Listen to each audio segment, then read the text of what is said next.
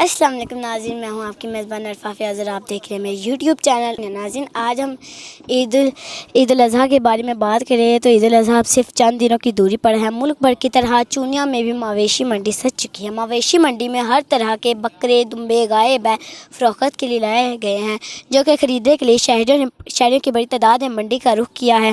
میں اس وقت موجود ہوں چونیا کے مویشی منڈی میں۔ میرے ساتھ ایک شہری موجود ہے، مزید ان سے جانتے ہیں کہ آپ نے عید قربان کے لیے کون سا جانور پسند کیا ہے۔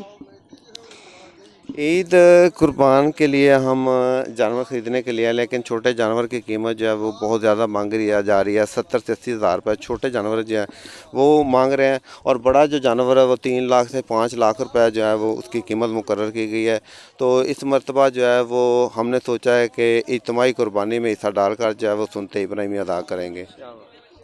جی، شہریوں کا کہنا ہے کہ مہنگائی آسمانوں سے بات کر رہی ہے۔ چھوٹے جانور کی قیمت بتائی جائے تو 70 سے 80 ہزار روپے، اور اسی طرح ہم درمیانے جانور کی قیمت کی بات کریں تو وہ 1 لاکھ سے 2 لاکھ تک ہے، اور بڑے جانور کی قیمت کی بات کریں تو 3 لاکھ سے 5 لاکھ تک ہے۔